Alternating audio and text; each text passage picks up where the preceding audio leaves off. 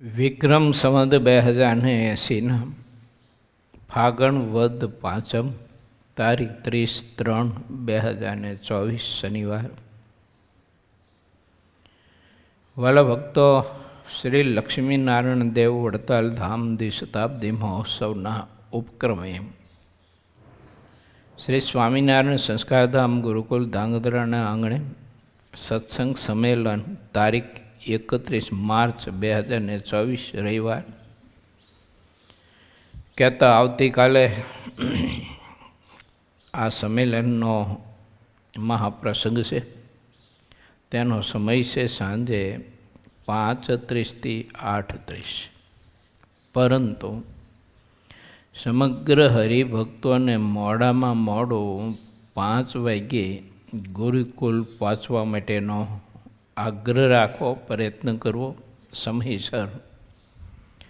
આપણે સૌ કોઈએ પહોંચી તો આ સંમેલનનો મહાદિવ્ય અલૌકિક લાભ પૂરેપૂરો આપણે લઈ શકીએ.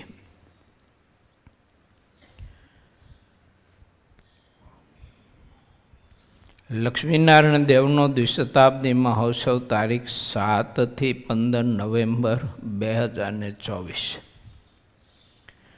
સદગુરુ શ્રી બ્રહ્માનંદ સ્વામી મહારાજની આજ્ઞાથી વડતાલમાં મંદિરનું નિર્માણ કર્યું અને માનવ સમાજને મોક્ષ માટેનું એક સદાવ્રત ભગવાન શ્રીહરિની આજ્ઞાએ કરીને આપ્યું છે.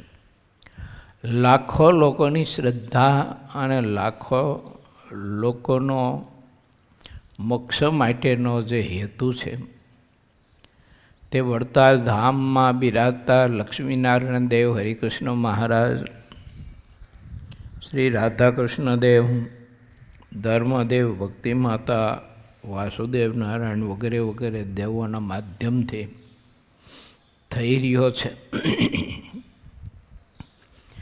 આપણા બધાનું પરમ ભાગ્ય છે કે ભગવાન સ્વામિનારાયણે પોતે સ્વહસ્તે મૂર્તિઓ પધરાવી અને પોતે મંદિરોની રચનાઓ કરાવી, શાસ્ત્રોની રચના કરાવી, આચાર્યોની સ્થાપના કરી અને પરમહંસોને દીક્ષિત કરી અને મુમુક્ષુ આત્માઓને ધર્માભિમુખ કરી અને પરમાત્માના સ્વરૂપની વિશે અધિકને અધિક એને પ્રીતિ કરાવે. આવા બધા સર્વશ્રેષ્ઠ મહારાજે આપણને યોગ આપ્યા છે. માટે આમાં પરમાત્માને આળસ ન રાખવું, મહાત્મય સમજી અને પ્રભુએ આપણને આ મહાપવિત્ર યોગ આપ્યો છે તો આત્મકલ્યાણ માટેનું સાધન કરી લેવું. આ લોકમાં વ્યવહારના માર્ગે અને આપણા પોતાના જીવન માર્ગે પ્રશ્નો તો અનેક નાના મોટા રહેવાના. જ્યાં પ્રશ્ન નથી ત્યાં જીવન નથી, જ્યાં જીવન છે ત્યાં પ્રશ્ન હશે. પરંતુ પોતાની રીતે એનો ઉકેલ લાવીને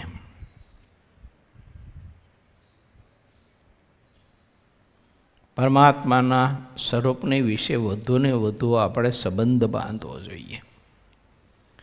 ઘણી વખત ભગવાનને ભગવાનના સંત ભક્તોની વિશે આપણે સંબંધ બાંધીએ છીએ, પરંતુ એનું ઊંડાણનું માપ કાઢી અને પછી નથી સંબંધ બાંધતા, એટલે તકલીફ થાય છે. પણ ભગવાનના સંત હરિભક્તો હોય એનું થોડુંક ઊંડાણ માપીને એની સાથે હેતને પ્રીતિ કરવી જોઈએ તો એ તૂટે નહીં. સગા સંબંધીઓમાં પ્રીતિ કરેલી છે તે તૂટતી નથી. ગમે તેટલું અપમાન કરે, ગમે તેટલો તિરસ્કાર કરે, એના સ્વભાવ ઘણા બધા હોય. બધા એકાદા બીજા પરિવારમાં જે રહેતા હોય ને એ બધા જ એકાદા બીજાના સ્વભાવો, વિચારો, લક્ષ્ય, ધ્યેય, બીજું ત્રીજું બધું જાણતા હોય. પણ તોય એકાદા બીજા કોઈનો નહીં અભાવ, નહીં અવગુણ, નહીં કશું ટીકા ટિપ્પણી, કશું જ નહીં. ખબર નહીં બધું હાલેડું હારું ખરેખર હાલતું હોય છે.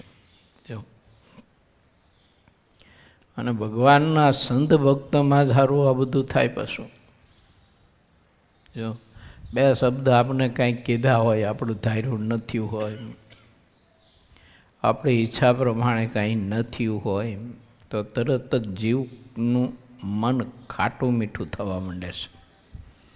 કારણ કે સંબંધ બાંધો, પ્રીતિ કરી, આત્મીયતા કરી, મિત્રતા કરી, પણ એનું ઊંડાણ ન માપ્યું. ઘણી વખત મારીને તમારી ઉપર ખીજાવું પણ મોટા પુરુષનું બહુ ઊંડાણ હોય છે.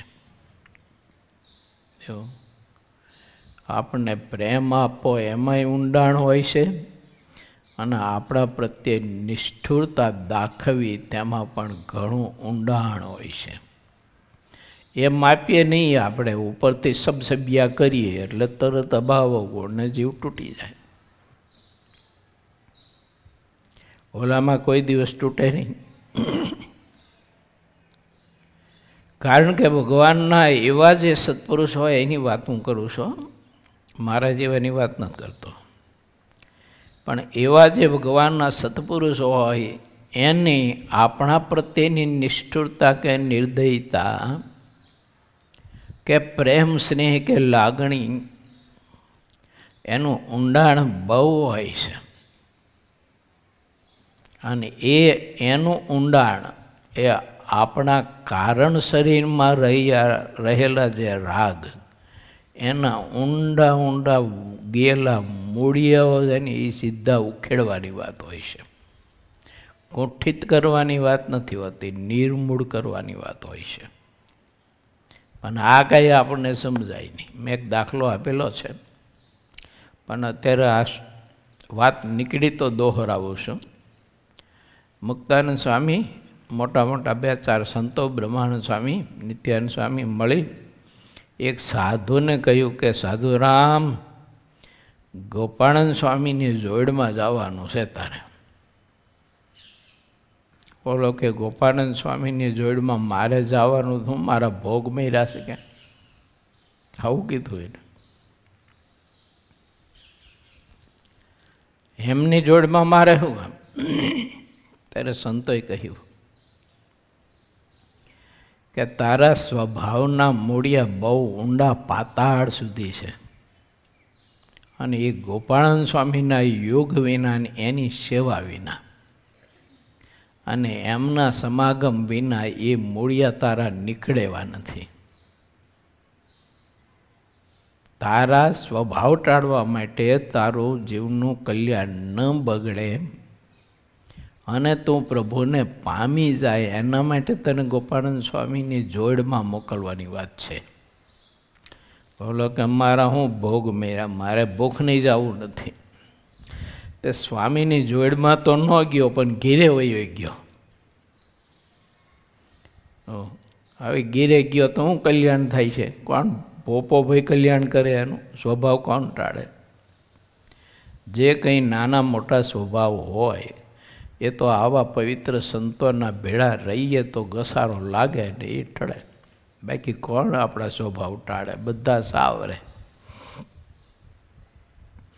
જ્યાં નરો સ્વાર્થ છે અને સ્વાર્થના કાચા એ સૂતરના તાતણાથી જે સમાજ બંધાયેલો હોય, ત્યાં આપણા સ્વભાવને કોણ ટાળે? બધા સાવરે. કોઈ સ્વભાવ ટાળવાની વાત કરે નહીં. આ મોક્ષ તો જીવને ક્યાંથી પ્રાપ્ત થાય? માટે વિચારવા જેવી વાત છે ખરી કે ભગવાનના સંત હરિભક્તો હોય તો એની સાથે સંબંધ બાંધવો, મિત્રતા કરવી, આત્મીયતા કરવી, પણ એનું ખૂબ ઊંડાણ તપાસીને કરવી. ઉપરથી સબસબિયા કરીને, ઉપરની પ્રકૃતિ જોઈને નહીં, ઉપરનો આટા ટોપ જોઈને નહીં, એનું ઊંડાણ જોવું જરાક.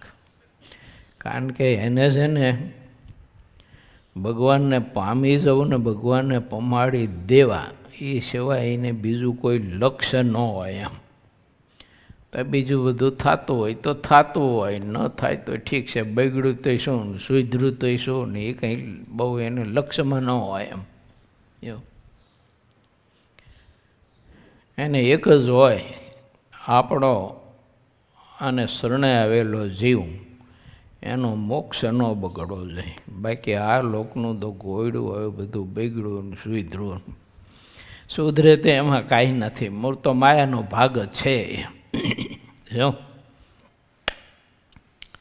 અને અંતે પાછું બધું નાશવંત છે. સુધર્યું તોય નાશવંત છે, ન સુધર્યું તોય નાશવંત છે. એટલે એનો મિનિંગ એવોય નથી પાછો કે આ લોકનું ન સુધારવું, એવોય નથી મિનિંગ. પણ દુરાગ્રહ નહીં, આગ્રહ ખરો. વ્યવહારની ચોકસાઈ, જીવનની ચોકસાઈ, નાવા ધોવા ખાવા પીવાની ચોકસાઈ, કામકાજ કરવાની ચોકસાઈ, સ્થાન ચોખ્ખાઈ વગેરે વગેરે. આગ્રહ તો જોઈએ જ, દુરાગ્રહ નહીં.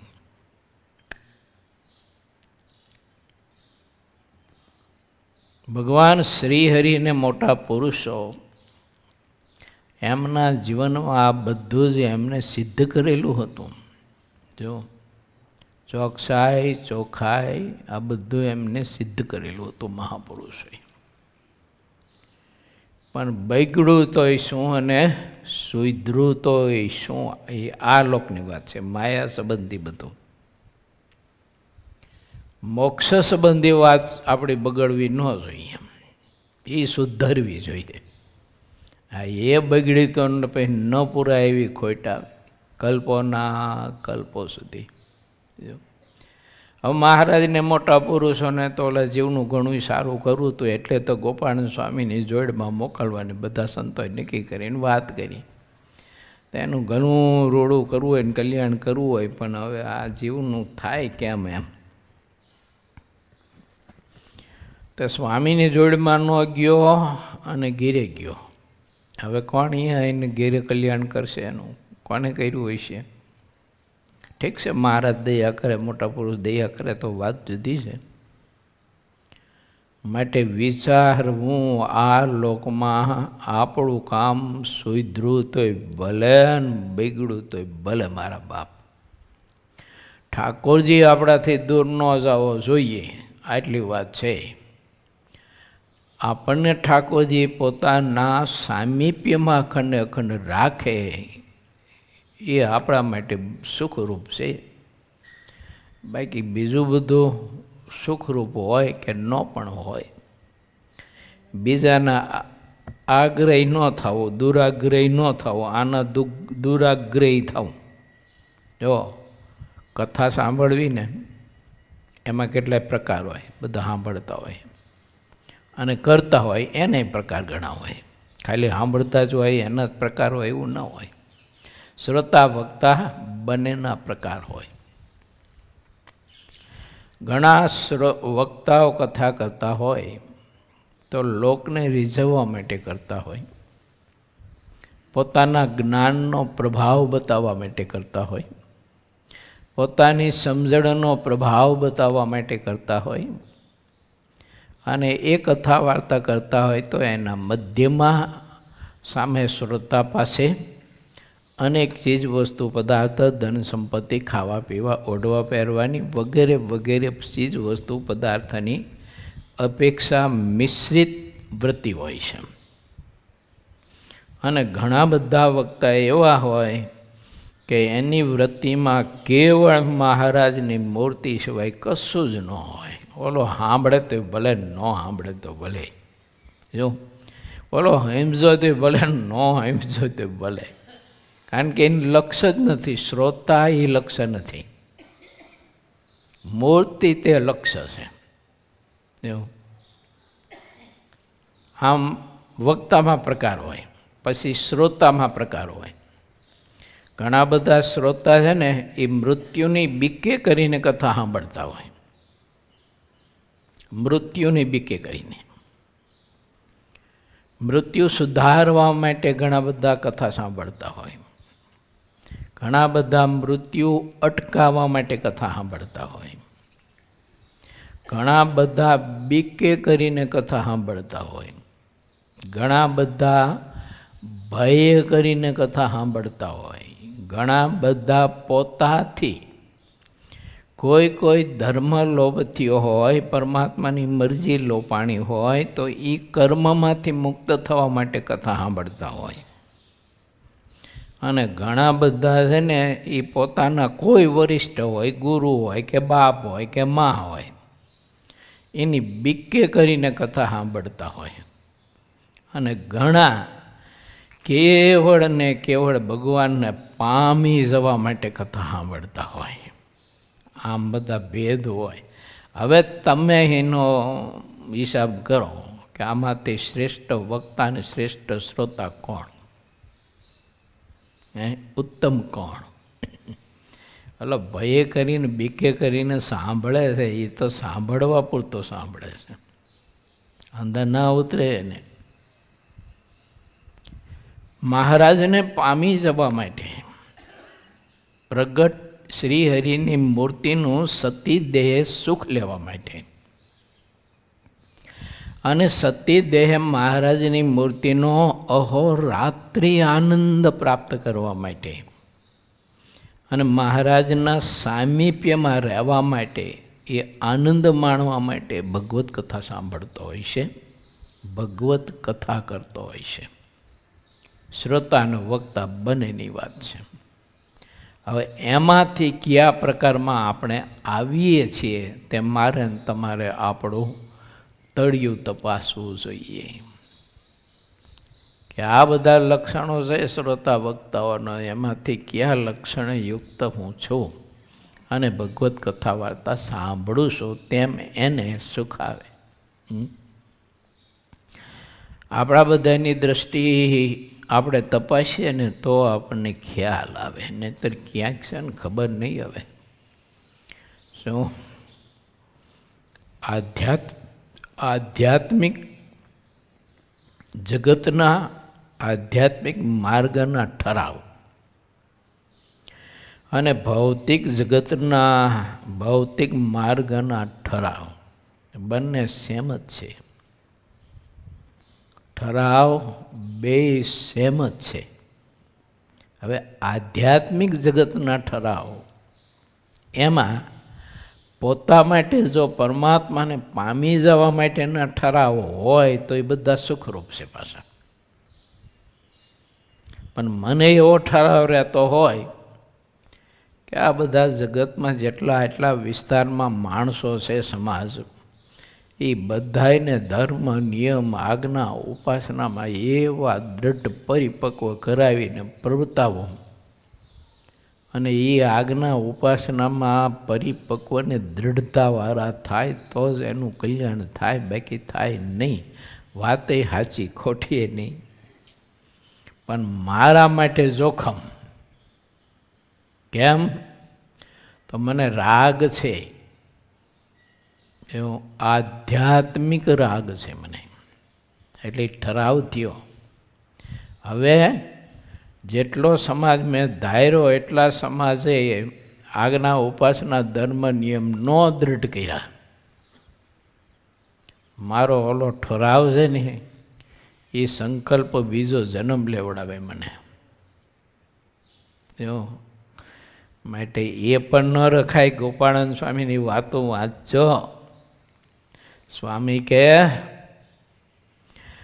દયાએ કરીને વાત કરવી પણ એના ગુણ દોષમાં બાધ પામવું નહીં. સત્સંગ કરાવો, નવા મુમુક્ષુ કરવા, સ્વામી કે મંદિરો કરવા, સત્સંગની પ્રવૃત્તિ કરવી, બધું જ પછી પહેલાં પોતાના આત્માને શુદ્ધ કરવો. વાંચજો ગોપાલ સ્વામીની વાતો, બહુ અદ્ભુત વાત છે. અમારે ત્યાગીને તમારે ગ્રસ્તને બધાને સમજવા જેવી ને સાંભળવા જેવી, જીવનમાં ઉતારવા જેવી વાતો આ મહાપુરુષના હૃદય કમળમાંથી નીકળેલું આ અમૃત છે. આ નથી ઉપરથી આકાશમાંથી અમૃત વરસેલું કે કે નથી દરિયામાંથી નીકળેલું અમૃત એમ. આ તો ભગવાનના મુક્ત પુરુષ, અનાદિ મુક્ત પુરુષો, જેના સ્વરૂપમાં, હૃદયમાં, વિચારોમાં મહારાજની મૂર્તિ અખંડ અખંડ રમતી હોય, એવા મહાપુરુષના હૃદય કમળમાંથી નીકળેલું આ અમૃત છે. ઉપરથી આવેલું અમૃત ને સમુદ્રમાંથી નીકળેલું અમૃત એ તો માણસના દેહને અમર બનાવે, એ આત્માને થોડુંક અમર બનાવે. માટે વિચારું, સ્વામી એવું કહ્યું છે, કોઈને સુધારવા માટે આપણે પ્રયત્ન કરીને ઓલું ઠોબારા જેવું સુધરે નહીં, તે સુધારતા સુધારતા હારી આપણને એમાં પ્રીતિ થઈ જાય, જ થઈ જાય. એવું મહારાજે વચનામૃતમાં લખ્યું છે ને કે દયાવાન સ્વભાવ હોય તો જેના ઉપર દયા આવે તો એમાં એની પ્રીતિથી આવીને રહે નહીં, અને પછી ભરતજી જેવું થાય એમની કથા પ્રમાણ થાય એટલે લખી. આપણી કોણ ભાઈ લખે તો થોડીક પ્રમાણ થાય આપણી વાત. એટલે કોઈને સત્સંગ કરાવો, ભગવાન ભજાવવા, પરમાત્માના માર્ગે પ્રવૃત્ત આપવા, પીરસી દેવાનું. શું કરવાનું? પંગતમાં પીરસી દેવાનું. પછી ઓળો જમે તે ભલે, ન જમે તે ભલે, જાય ગોયડાના. આપણે એવી રીતે જીવન જીવવું જોઈએ, એવી સમજણ રાખવી જોઈએ, નહીતર તકલીફ થાય. થયેલી છે એટલે કહું છું તમને. જો એ ગરીબ ભગતને આવી તકલીફ થયેલી છે, આ કથા મેં કરેલી છે. 2 છોકરા એક સત્સંગ રાખે ને એક રાખે નહીં, પૂજા પાઠ કરે નહીં, મંદિર જાય નહીં. તે બાપાને આગ્રહ બહુ કે આ છોકરો હારો સત્સંગી થાય તો સારું, નહીંતર એનું ભૂંડું થાય છે, કલ્યાણ બગડશે. તો એને મંદિરે રોજ લઈ જાઓ અને અંગ બંધાવો અને પૂજા કરાવી ને સત્સંગ કરાવો, અને બાપાને બહુ આગ્રહ રહે. અને ઓલો હારો બાપા જેમ કેમ ઊંધો જ હાલે. તે એમ કરતાં કરતાં બાપાની આયુષ પૂરી થઈ ગઈ, દેહ ઢળી ગયો. હું ઓલો સંકલ્પ તો રહી ગયો. ખરેખર ભગત હતા હો. 5 કથા કરતા, જે સ્થાનમાં રહેતા, જે ગામમાં, અહીંયા 5 કથા, 200-300 રોજની માળાઓ કરતા, 5 આરતીના દર્શન, ઝાઝો સમય મંદિરમાં જ વિતાવતા. પણ ઓલા છોકરાને સત્સંગ કરાવવા માટેનો સંકલ્પ રહી ગયો ને એમ. શુભ સંકલ્પ, શુભ ઠરાવ પણ જન્મ મરણના હેતુ છે. બોલો. પછી એને થોડોક સમય થયો, દેહ પડ્યા પછી દીકરાની વહુમાં પ્રવેશ કર્યો. હવે આગળની કથા નહીં કરું તમને, હકીકત છે. માટે સ્વામી એમ કહે છે કે એના ગુણ દોષમાં બાધ પામવું નહીં, વાત કરીને છેટે રહેવું, એવું લખ્યું છે. વાત કરીને છેટે રહેવું. એને આપણી વાત સ્વીકારી કે ન સ્વીકારી, સુધરો કે ન સુધરો, હવે વ્યસન મૂક્યા કે ન મૂક્યા, સ્વભાવ મૂક્યા કે ન મૂક્યા, આડોળાઈ મૂકી કે ન મૂકી, એ ચોંટ્યું ન રહેવું. આપણે ફરજ છે આપણી. એટલે આપણે એને સાચી મોક્ષની વાત કરવી જોઈએ, સ્વભાવ ટાળવા માટેની વગેરે વગેરે. અને એ મહારાજની મરજી હોય, અને જ્યાં સુધી શરીરનું અસ્તિત્વ આ ધરતી ઉપર હોય ત્યાં સુધી સેવા તો કરવી જોઈએ. મોટા પુરુષોના દર્શન કર્યા છે મેં. મોટા પુરુષો ભજન કરાવવાના ને કરવાના બહુ આગ્રહી હતા. તે બધાને ભજન કરવાનું બહુ આગ્રહ કરે અને મહારાજમાં પ્રીતિ કરવા માટેનું સાહિત્યનું વાંચન કરવાનો ખૂબ જ આગ્રહી. તે વારંવાર હાલતા ચાલતા ટોક્યા કરે.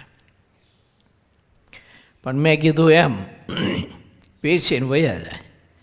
ઓલો જમે કે ન જમે એને કંઈ મતલબ નહીં. હવે એ ખબર કે હું પીરસું છું, મારા જમતા નથી ને બગાડ કરે છે, પણ તોય પીરસા કરે એમને. હવે ઓલા આખી જિંદગી ન સુધરા, ભગવાનમાં પ્રીતિ ન કરી અને સત્સંગમાં કંઈ અંગવૃદ્ધિ પામે એવું કાંઈ કોઈ દિવસ એના ગુરુની વાત એને સ્વીકારી નહીં. પણ તોય મોટા પુરુષનો દેહ જ્યાં રહ્યો અને છેલ્લો શ્વાસ ચાલ્યો ને ત્યાં સુધી મહાપુરુષો એ આગ્રહી હતા, પણ દુરાગ્રહી નહોતા. જો આ પછી એને કંઈ નહીં, આ લોકો નથી વાત સ્વીકારતા, તેનું દુઃખ કે આ કંઈ કે હરખ કે શોખ કશું જ નહીં. આવા મોટા પુરુષના દર્શન કર્યા છે. થોડોક વિચાર આવતો એ વખતે કે આ મોટા પુરુષની દયા તો જો, જેટલી દયા છે એટલો ને એટલો સામે આત્મા એ હાવ બેપરવાય. એના મોટા પુરુષના વચનનું કોઈ કિંમત નહીં, કોઈ મૂલ્ય નહીં મોટા પુરુષના વચનનું. આપણે તો આશ્ચર્ય થાય કે જે ભગવાનના મોટા પુરુષ આમ જરાક હાથ કરે ને અવાજ કરે ને તો અક્ષરધામનો અધિપતિ એ અક્ષર મુક્તોને આનંદને સુખ આપતો હોય ને તો એ બધું પૈડું મૂકીને પ્રગટ થઈને આને આનંદને સુખ આપવા આવે. એવો ભગવાન ને એવા મોટા પુરુષ ઓલો હારો બે પરવાય, જરાય એના ગુરુની કોઈ વાત જ સાંભળે નહીં, એની કંઈ કિંમત જ નહીં. ગુણાતીતાનંદ સ્વામી એવું કહેતા કે ગોપાળાનંદ સ્વામી જ્યારે વાતો કરતા ને ત્યારે બીજા મંડળના સાધુ આવી અને સ્વામીનો સમાગમ કરતા, અને સ્વામીનો સમાગમ કરવા માટે બહુ ખપ અને તલપાપડ કરતા, અને સ્વામીના મંડળના હોય તો એ બીજે પાછા આટા ફેરા કરતા. ગોપાળાનંદ સ્વામી જેવા મુક્તની વાત છે એટલે ઘણી વખત જીવને નથી સમજાતો આશ્રમ ચાહે તે હોય. માટે આપણે સૌ કોઈ વિચારવું ઠાકોરજી આજે અવસર આપ્યો છે, માટે ભગવાન શ્રી હરિ મારીને તમારી પાસે જે ઈચ્છે છે તે આપણે કરવા માટે પ્રયત્ન કરવો જોઈએ. ચાલો ત્યારે એવી એક કથામાં આપણે આજે પ્રવેશ કરવો છે કે ભગવાનને મોટા પુરુષનું વચન ના મનાણું અને સ્વભાવ ન ટેડ્યા અને આ લોકની આસક્તિ ન ટેડી તો કેવી ચીજ વસ્તુ, કેવી નમોલી વસ્તુ એનામાં રાગ રહેવાના કારણે બ્રહ્મ રાક્ષસની યોનિને પામ્યો એક આત્મા. કોઈ માણસમાં, સ્ત્રીમાં, પુરુષમાં, દીકરા દીકરીઓમાં, ધન સંપત્તિમાં આસક્તિ રહી જાય તો અધોગતિ થાય. હવે સમજાય. પણ એક વૃક્ષમાં આસક્તિ બંધાણી, ઝાડવામાં, અને ઉચ્ચ કોટી પરિવારમાં જન્મ, ઉચ્ચ જ્ઞાતિમાં જન્મ, તેમ છતાંય બ્રહ્મ રાક્ષસપણાને પામ્યો આત્મા. બહુ વિચારવા જેવી વાત છે ને. આ સિદ્ધાનંદ સ્વામીએ લખ્યું છે, એમની કલમે લખ્યું છે. પૂર 19મો તરંગ 43મો.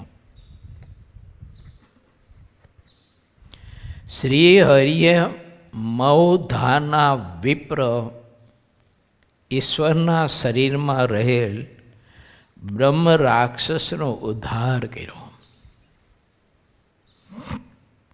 ત્યારે શ્રી હરિએ કહ્યું, ગઈકાલે આવી તેની વાત, તે ઈશ્વરને એના સગા સંબંધીઓ ત્યાં લાવ્યા હતા. પછી મહારાજે કહ્યું, લાવો તે ઈશ્વરની, ક્યાં છે? અહીં લાવો. કે તેનો બ્રહ્મ રાક્ષસ અમે દૂર કરીએ, અહીં લાવો એને. આ સંત સભા અને સત્સંગનો તો અપાર પ્રતાપ છે. જે મનુષ્ય દ્રઢ સત્સંગ કરે છે તે સંસારના પારને પામી જાય છે. ત્યારે સંન્યાસી દેવાનંદ સ્વામીએ તે વિપ્રને બોલાવ્યા. પછી તે પાસે આવીને બેઠા અને તેણે શ્રીહરિની સામે જોયું. તે બ્રહ્મ રાક્ષસ વિપ્રના શરીરમાં આવ્યો અને તે બૂમો પાડવા લાગ્યો, હું બળું છું, બળું છું, બળું છું, મને બચાવો, બચાવો, બચાવો, એમ બૂમો પાડવા માંડ્યો બિચારો. ત્યારે શ્રીહરિએ બ્રહ્મ રાક્ષસને કહ્યું કે આ વિપ્ર હવે સત્સંગી થયા છે ને હવે સ્વામિનારાયણ એવા અમારા શરણે થયા છે. હવે તું અમારી આજ્ઞાથી આ ઈશ્વરભાઈના શરીરને છોડી દે અને તું અમારી આજ્ઞા કહેતા વચનને કેવા સમજે છે તે અત્યારે તારા મુખથી બોલ. ત્યારે બ્રહ્મ રાક્ષસે કહ્યું કે આપ તો સાક્ષાત પરમેશ્વર છો, માટે હવે આપ મારો ઉદ્ધાર કરો. પછી હું આ ઈશ્વરભાઈના શરીરમાં લગાર પણ રહીશ નહીં. ત્યારે શ્રીહરિએ તેને કહ્યું કે તું કોણ છો અને આ વિપ્રના શરીરમાંથી ક્યાંથી તું આવ્યો? વળી તું શા કારણથી બ્રહ્મ રાક્ષસ થયો છું? તેનું જે નિમિત્ત હોય, કારણ જે હોય તે કે અમને, પછી તારો ઉદ્ધાર કરીએ. કોઈ નિમિત્ત વિના બ્રહ્મ રાક્ષસની યોનિને મનુષ્ય પામી શકતો નથી. ત્યારે તે બ્રહ્મ રાક્ષસ બોલ્યો કે હું આ ઈશ્વરભાઈનો કાકો છું. ઈશ્વરભાઈનો કાકો થાઉં છું. મારા ખેતરમાં એક રાયણનું ઝાડ છે, મને તેમાં બહુ હેત રહી ગયું છે અને તે રાયણમાં હેત હોવાને લીધે મને તરત આ બ્રહ્મ રાક્ષસની યોનિ પ્રાપ્ત થઈ છે. જ્યારથી મેં શરીર છોડ્યું છે ત્યારથી હું તે રાયણમાં નિવાસ કરીને રહું છું. જે કોઈ પણ મનુષ્ય મારી તે રાયણને કાપે તેના પ્રાણને લીધા વિના હું રહેતો નથી. આ મારી પ્રસિદ્ધ વાતને સહુ લોકો જાણે છે અને તેથી જ બધા મારાથી ડરતા રહે છે. જે કોઈએ આ મારી રાયણને કાપી છે તેના પ્રાણને મેં તરત જ લીધા છે. મારો ભત્રીજો આ ઈશ્વર તે વાતને જાણતો હતો છતાં તેણે આવીને રાયણને કાપી. મારી એ નિશ્ચિત વાત હતી કે તેને હું માર્યા સિવાય રહેત નહીં. પણ આ ઈશ્વરભાઈએ સત્સંગ કર્યો છે તેને લીધે હવે હું તેનાથી ડરતો રહું છું, પરંતુ મારો મોક્ષ કરાવવાને માટે હું ક્યારેક ક્યારેક એનામાં પ્રવેશ કરું છું. ત્યારે શ્રીહરિએ કહ્યું કે આ અમારા જેટલા સંતો છે તેમાં તું આવીને રહે ને, એમાં પ્રવેશ કર. અમે તને આજ્ઞા કરીએ છીએ એવી, અથવા તો આ જેટલા હરિભક્ત છે તેમાં આવીને વાસ કર. વળી જેટલી હરિભક્ત બાયો છે તેમાં તું આવીને વાસ કર.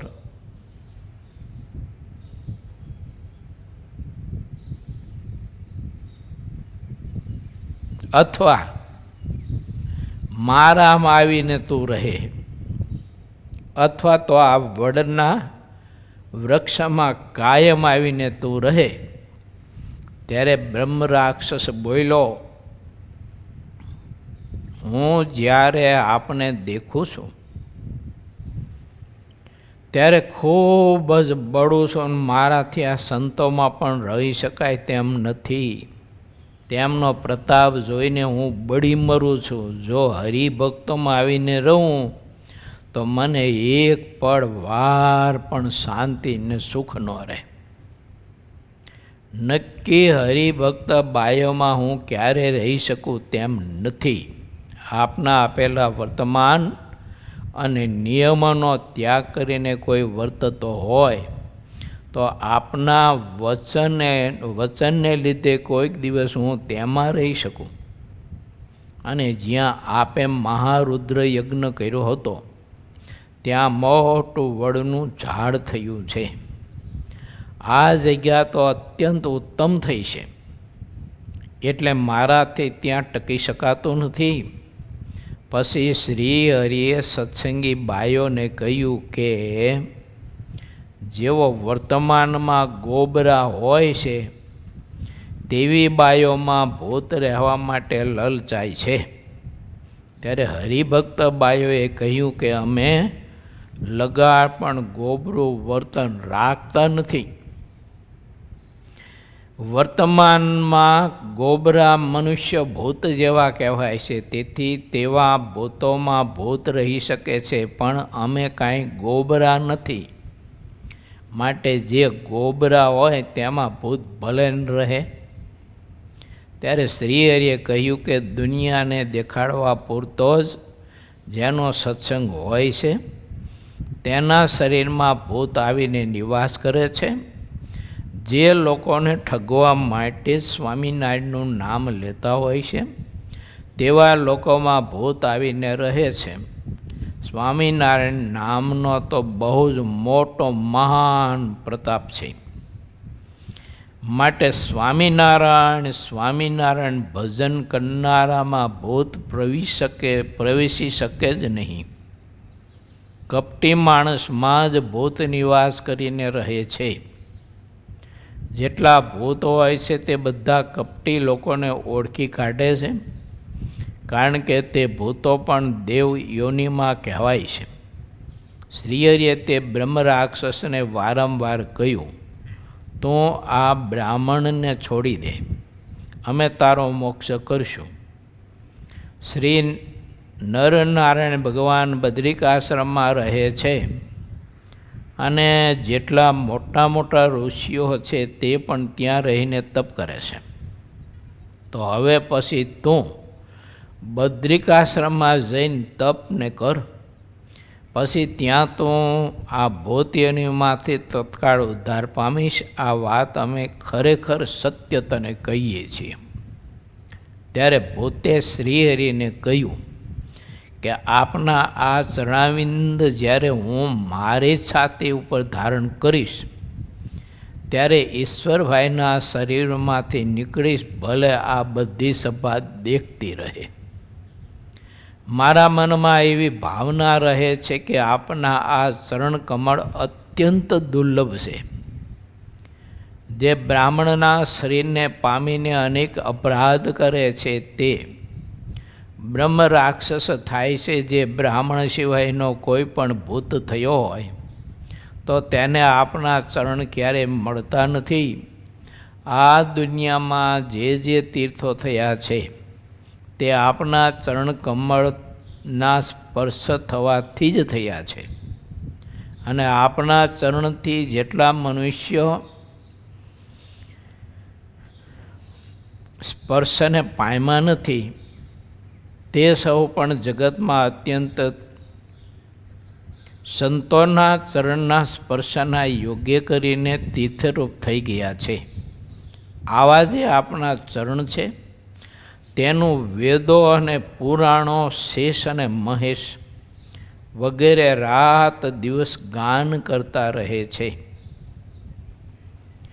જે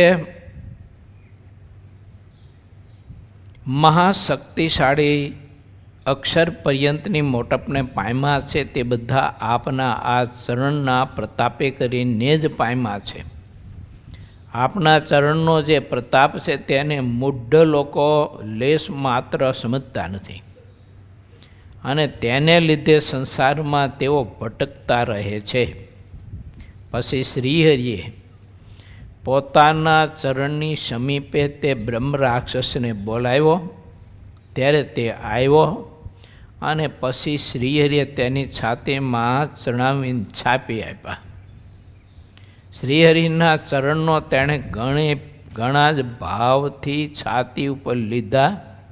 પછી તેણે ઈશ્વરભાઈના શરીરને છોડી દીધું.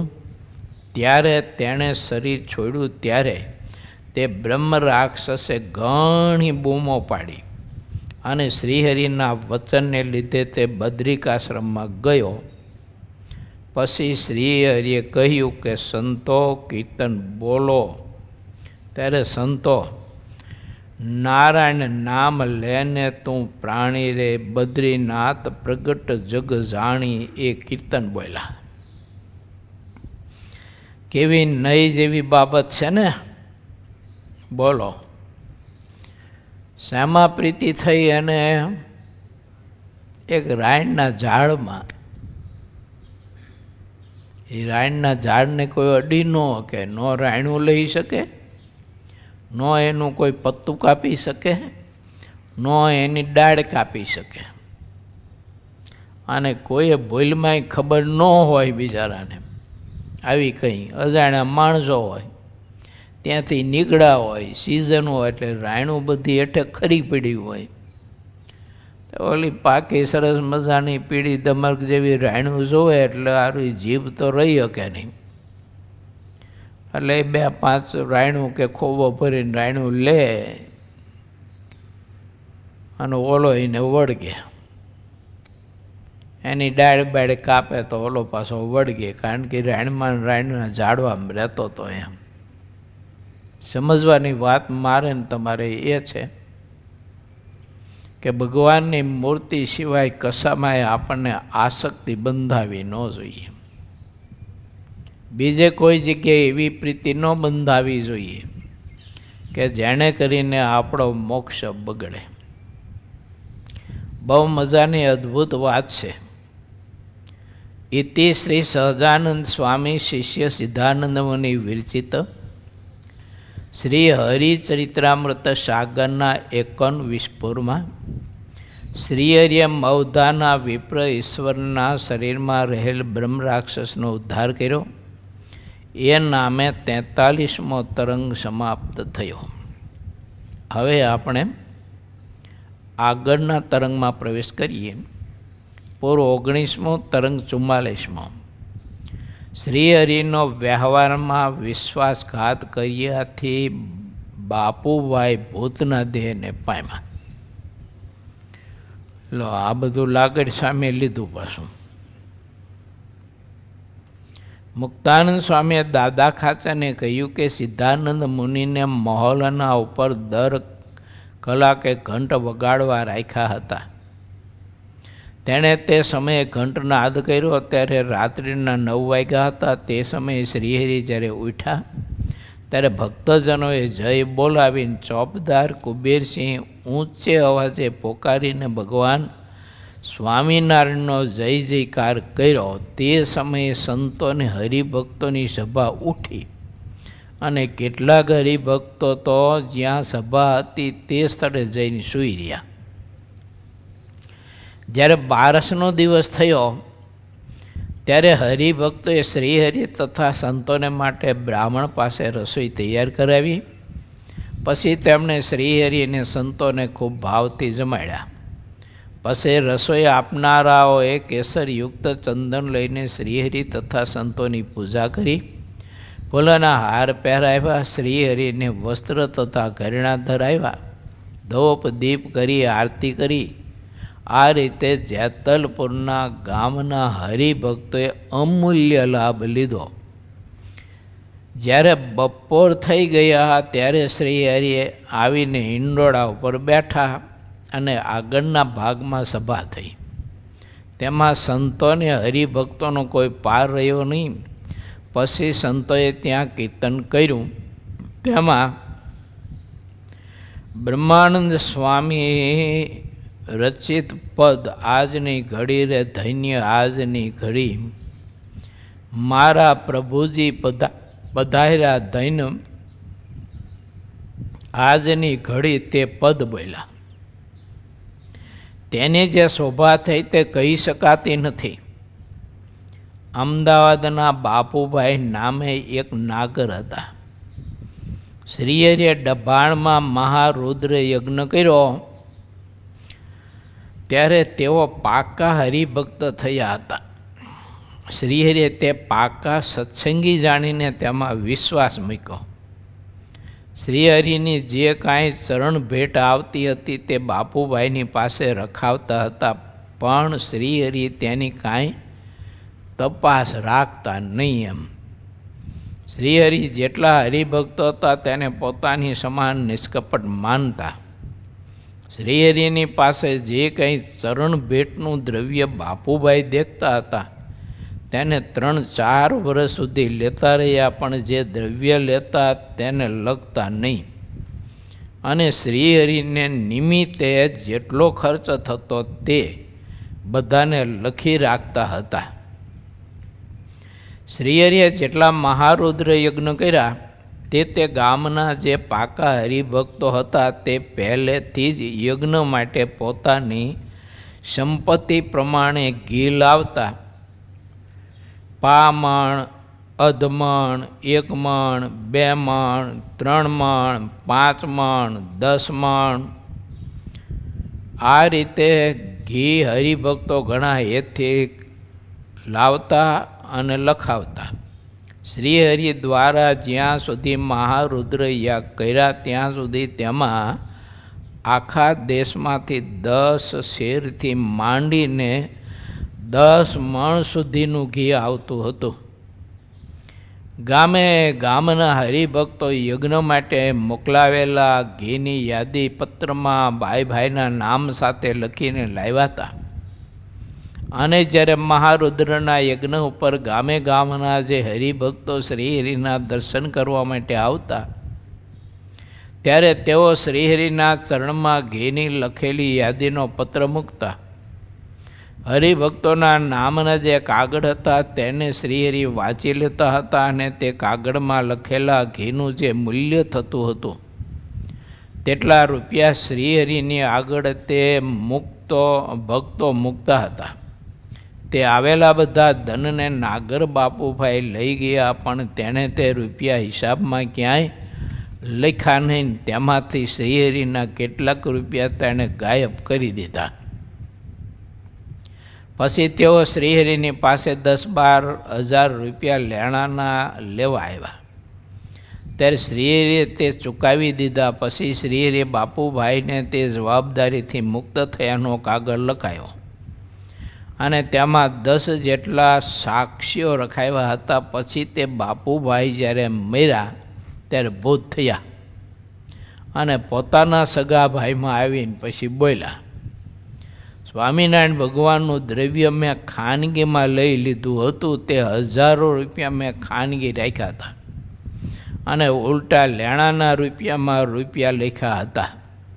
તે મેં જે લેણું લખ્યું હતું તે મહારાજે ચૂકવી દીધું, પરંતુ મેં મારું પોતાનું જ કામ બગાડ્યું છે. ભગવાનની સાથે વિશ્વાસઘાત કર્યો, આવો હું મોટો મહાપાપી રહ્યો છું.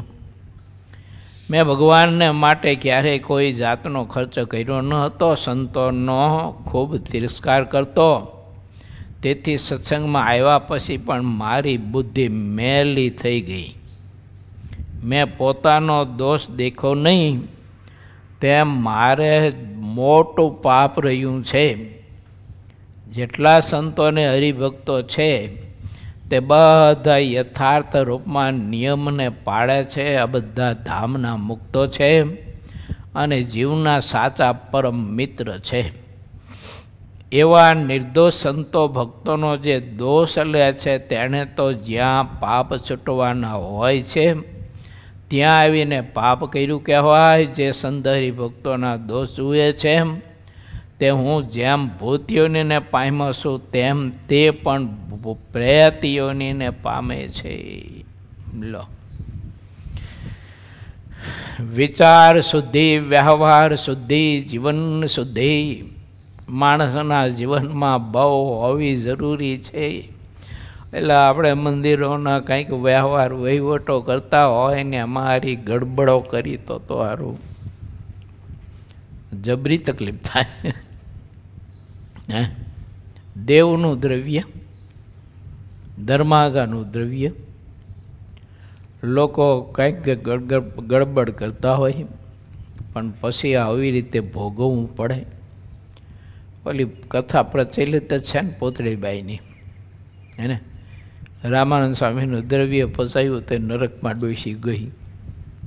આ તો વળી પ્રભુએ કૃપા કરી અને એના ભત્રીજાને મોકલો જાતું સ્વામિનારાયણ સ્વામિનારાયણ મંત્ર બોલજે એટલે યમના દૂતો આગા જાય અને તારી ફઈને એમાંથી બહાર કાઢે, નહીં તો ડોશી યુગો સુધી દુઃખ ભોગવશે તો અંત નહીં આવે. માટે વિચારવું, હો, દ્રવ્ય એટલે જેની કિંમત થતી હોય તે બધી વસ્તુ દ્રવ્ય ગણાય. જો દ્રવ્ય એટલે પૈસા એક જ ન ગણતા, જેની કિંમત થતી હોય એ બધી ચીજ વસ્તુ દ્રવ્ય ગણાય. માટે કોઈ દિવસ દેવનો વિશ્વાસઘાત કરીને આગું પાછું દ્રવ્ય કરવું નહીં. થાય તો કરવું, ન થાય તો આ ચડવા કે મારાથી આ કામ સેવા નહીં થાય, એમ મારું કામ નહીં, એમ બીજાને તમે હોપો, મારું કામ નહીં, એમ કરીને દૂર રહેવું. ઘણા બધા છે ને ઉત્સવો પ્રસંગો બીજું ત્રીજું હોય ને તે આવી બધી સેવાઓ બહુ કરતા હોય. એમ જ્યાં રસવાડાની સેવા કરતા હોય ને તે પછી એમાંથી કાજુ ને બદામ ને એલાચી ને લવિંગ ને તજ ને આવું બધું છે ને ઠેલા મૂકી ઠેલીમાં ભરીએ ને ઠેલી પછી ક્યાંક ઝાડવે બાળવે ટીંગાડી દે. અહીંયા ટીંગાતી એટલે કોઈને બહુ વ્યામ જાય નહીં કે આ ઝાડવે ટીંગાતી હોય ઠેલી એમાં કંઈ ન હોય એમ. એટલે એની વાત આમ સાચી, ઠેલીમાં નહીં પણ એ માણામાં કંઈ ન હોય. ઠેલી ટીંગાડનારો જે માણસ છે ને એમાં કાંઈ ન હોય એમ, ઠેલીમાં તો હોય. પણ ઓલાને બિચારાની દૃષ્ટિ એવી હોય ને એટલે એને એમ થાય કે ઠેલીમાં કાંઈ ન હોય એમ, એટલે એ કોઈ જોવે નહીં. આવું બને. મેં એવા અનુભવ બહુ જોયા છે કે અમુક અનુભવ તમને કહેવાય નહીં, આ કથામાં ન કહેવાય. ઠાકોરજીના માટે બનાવેલો અણકોટ. હું વક્તા હતો અહીંયા કથામાં, પ્રતિષ્ઠા હતી મંદિરની, તે ઠાકોરજીના માટે અણકોટ બનાવીને ભંડારમાં બધા ડબ્બા ભરીને મૂક્યા. ખબર નહીં કોઈ લોકોની બુદ્ધિ કેવી હશે, તો એ બધો જ અણકોટની મીઠાઈ ફરસાણ બધું જ લઈ ગયા. હવે રણકોટ પૂરવાનો લઈ ગયા એટલું નહીં, પાછું એમાં છે ને પાણી ભરી દીધું બધા ડબ્બામાં પાછું,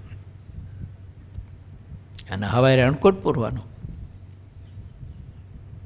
તે પછી રણકોટ પૂરવાવાળા એ ભંડાર ખોલ્યો અને ભંડાર ખોલીને ગયા. તો એને તો બધી તૈયારી જ કરી હોય, થાળીઓ બારીઓ બધી ભરીને ગોઠવવાની. તો એક ડબ્બો ખોલ્યો, સારું પાણી ભરેલું ડબ્બામાં, બીજો ખોલ્યો, ત્રીજો ખોલ્યો, તો બધામાં પાણી. હવે આટલી માણસો નહીં અટકાણેલા, પણ એથી ને આગળ વધેલા એ કથામાં ન કહેવાય તમને. હું દૈસા થાય માણસની કહો, ભૂત જ થાય ને ભરીને, આ જીવતા જ ભૂત હોય. હવે ભૂત જ આવું કરે બીજું કોણ કરે? વિચારવું જોઈએ ભગવાનના ભક્તોએ અણહકની સંપત્તિ, પરસેવા વગરની સંપત્તિ, દેશની સંપત્તિ હોય કે પછી ધાર્મિક સંસ્થાઓની સંપત્તિ હોય કે સમાજની હોય કે કોઈ ગરીબની હોય, પણ અણહકની સંપત્તિ કોઈ દિવસ હાથ નાખો નહીં મારા બાપ. જો ન નખાય. ઘણા વર્ષ પહેલાંની વાત છે. આત્મીય સભામાં બપોરે લાડુ પીરસતો હું, જમાડતો ભક્તોને ખૂબ ભાવથી. જ્યારે પીરસવા જઈ ત્યારે બે ત્રણ લાડુ લે. એક ભગત જ્યારે પીરસવા જઈને ત્યારે લે. તો મારો એવો નિયમ હતો કે હું તો 7-8 વખત પીરસતો લાડુ. અને ભગત લે પાછા. એટલે મને પહેલાં ખબર નહીં, એટલે એ 2 માગે, હું તો 4 આપતો. પછી એ શું કરે, હું પીરસતો આગો હોઈ જાઉં એટલે ખીચામાં લાડુ નાખી દે. ચોઈમાં લાડુ ખીચામાં નાખી દે અને ખીચું ભરીને લઈ જાય. એમાં પછી મને એકદમ ખબર પડી. એટલે મેં એમને પછી કહ્યું, મેં કીધું ભગત તમે આવા મોટા હરિભગત અને આવું કરો. મેં તમારે ઘીરે પ્રસાદી લઈ જાવી હોય ઘરના માટે તો કીધું માગો તો હું ક્યાં ના પાડવાનો હતો, માગીને લઈ જાવ ને. આવું ચોરીને શા માટે કરો છો? પણ ઓલી ટેવ પડી ગયેલી ને, ત્યારે ટેવ જાય નહીં. માટે ભગવાનના ભક્તોએ આ બધી કથાઓ છે ને એ વિચારવી, સાંભળવી, બહુ મનન કરવું. હવે ચોરીના ઘણા બધા પ્રકાર છે. ખાલી સંપત્તિની ચોરીની છે એવું નહીં સમજતા. ચોરીના ઘણા જ પ્રકાર છે. જો હાલતા ચાલતા ખોટું બોલતા હોય આપણે, એ ચોરી છે. કોઈ ઉપર કુદ્રષ્ટિ કરતા હોય તો એ ચોરી જ છે. કોઈ ઉપર મિથ્યા અપવાદ આરોપણ કરતા હોય તો એ ચોરી જ છે. તો ભગવાનના ભક્તે આવી રીતે ચોરનું કર્મ ન કરવું એમ શિક્ષાપત્રીમાં મહારાજે બહુ સ્પષ્ટ બતાવ્યું છે. કાર્તિક સુધી બારસના દિવસે જેતલપુરની સભામાં ભૂત થયેલા બાપુભાઈ પોતાના ભાઈમાં આવીને બોલ્યા. તેના ભાઈ પણ હરિભક્ત હતા. તે સમયે જેટલા કાચા હરિભક્ત હતા તે બધા શ્રીહરિનો પ્રતાપ દેખીને પાકા હરિભક્ત થયા અને તેમાં કોઈ જાતની કાચપ રહી નહીં. બાપુભાઈ નાગરે જેટલું કપટ કર્યું તેને પરિણામે તેઓ તે ભૂત યોનીને પામ્યા. પછી શ્રીહરિની પાસે જ્યારે આવ્યા ત્યારે જેટલું કપટ કર્યું હતું તે બધું નિષ્કપટ થઈને કહ્યું. બાપુભાઈએ કહ્યું કે હે હરિ, મેં આપનોને સંતોનો ઘણો અપરાધ કર્યો છે. મને જ્યારે ભૂતિઓની પ્રાપ્ત થઈ ત્યારે તે બધા અપરાધ દેખાયા છે. હે હરિ, હવે સંતોની જેવી મરજી હોય તે રીતે મને દંડ આપો. હવે ફરીવાર હું ક્યારેય કોઈ દિવસ લગાર પણ તમારો અપરાધ નહીં કરું. હવે ફરીવાર આવો, ક્યારેય મારાથી અપરાધ ન થાય તેવું આપ કરજો, નહીંતર તો કરોડો કલ્પ સુધી મારા ઉદ્ધાર નહીં થાય. હવે આપના વિરુદ્ધના ઉપર જ વાત રહી છે, મારા દોષો તો કહી શકાતા નથી. હવે હું આપનું ભજન કરતો રહું છું, તે ભજન સિવાય બીજો કોઈ ઉપાય નથી. આવો અમૂલ્ય સત્સંગ પ્રાપ્ત થયા છતાં મેં એવો અવળો ઉપાય કર્યો કે મારો સત્સંગ જળમૂળથી સુકાઈ ગયો. જ્યાં સુધી આપ પ્રસન્ન થાઓ ત્યાં સુધી હું ભૂતિયોનીમાં પણ રાત દિવસ આપનું ભજન કરતો રહું છું. મારા પર આટલી આપની કૃપા રહી છે. મારા જેવા અધમ જીવને દંડ દીધા સિવાય જ્ઞાન થતું નથી, દંડ સિવાય બીજા કોઈ ઉપાયથી જ્ઞાન થાય નહીં. આપ તો ઘણા સુજ્ઞ છો. મુગટરામ નામે મારા પિતાજી હતા. તેઓ પાકા હરિભક્ત હતા. મને શ્રેષ્ઠ લાભ તો એ થયો કે તેઓ આપના ધામને પામ્યા છે. હું ભૂતયોનિને પામ્યો પછી મને આપના સંત ઉપર પૂજ્ય ભાવ થયો છે. મનુષ્ય દેહમાં હતો ત્યારે સંતોમાં ભાવ ન હતો. તે સંતોના અભાવને લીધે જ હું ભૂત થયો છું. સંતોના ઉપર જેટલો ભાવ હોય તેટલો તે મોક્ષના માર્ગ ઉપર ચાલે છે, ને જેટલો ભાવ હોય તેટલો તે નરકના માર્ગ ઉપર ચાલે છે. ઇતિ શ્રી સહજાનંદ સ્વામી શિષ્ય સિદ્ધાનંદ મુનિ વિરચિત શ્રી હરિચરિત્રામૃત સાગરના 19 શ્રીહરિનો વ્યવહારમાં વિશ્વાસઘાત કર્યાથી બાપુભાઈ ભૂતના દેહને પામ્યા. એ નામે 44મો તરંગ સમાપ્ત થયો.